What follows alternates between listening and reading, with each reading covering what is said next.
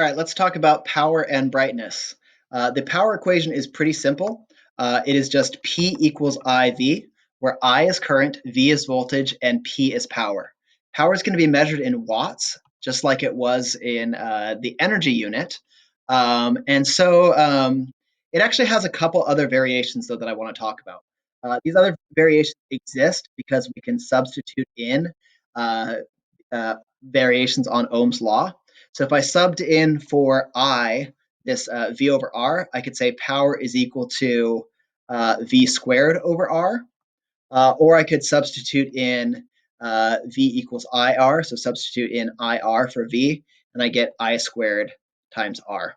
No matter how you say it, though, there's a lot of important Spider-Man based wisdom that comes out of here. You can basically just say that with great power, comes great current times voltage. Important stuff right there. Also important is to recognize when they are asking you guys questions about power. They won't always mention the word power.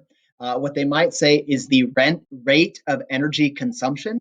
Remember that rate is always something per time. So if they're talking about the rate of energy consumption, they're saying, how is the energy changing over time?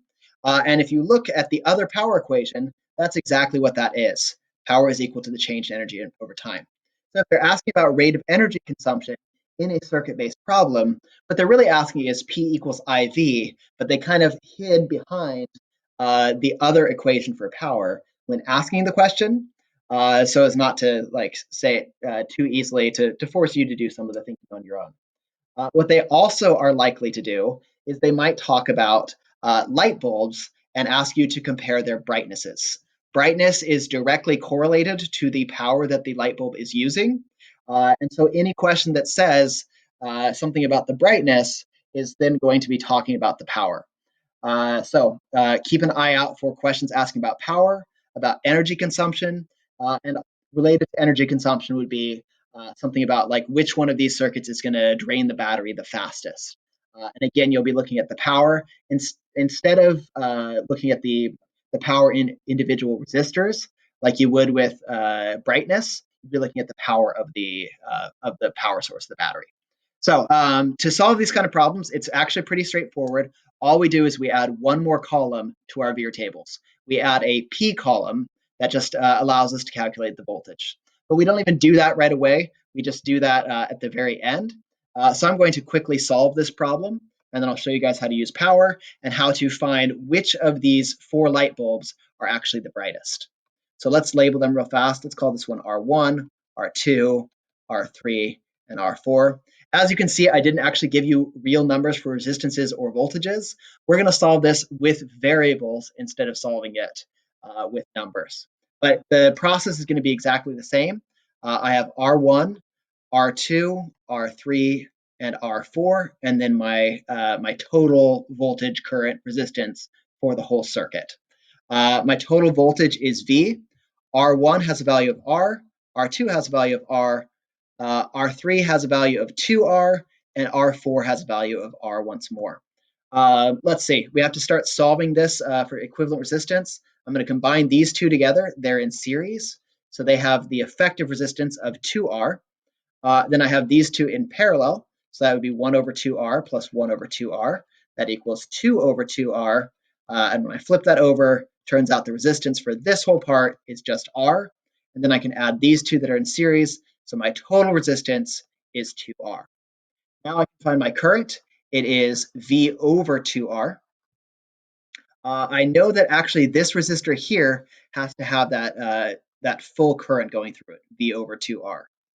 That means that I can also find the voltage of that particular component. It would end up being V over 2. And that tells me that I actually know the voltage going through here. If this is using up V over 2, and I'm going around this loop, then this one has to also use V over 2 because it's the only one along that particular branch, V over 2. So now I can actually find the current. It works out, it's going to be V over R. So V over 2 divided by 2R. That works out to be V over 4R. So I've got V over 4R going this direction. It's V over 4R is my current.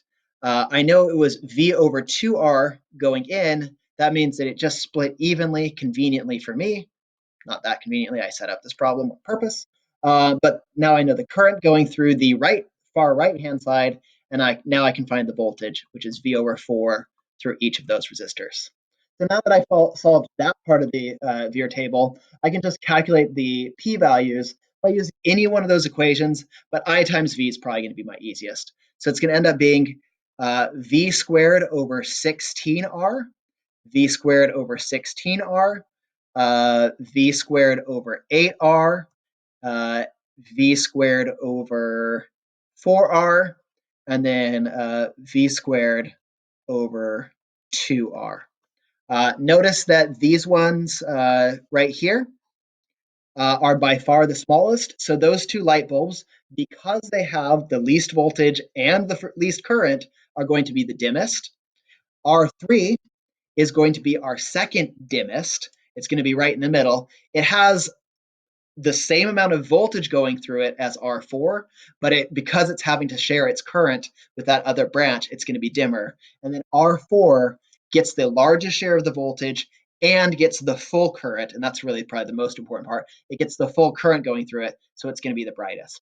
And then if you were asked a question or asked to calculate how much power is being lost by the power source, it would be V squared over 2R. And if we had a different circuit, we could compare those two numbers, and the larger one would run out of battery first, assuming that they were the same types of batteries. So there's our power and brightness video. I hope it helped, and have a great night.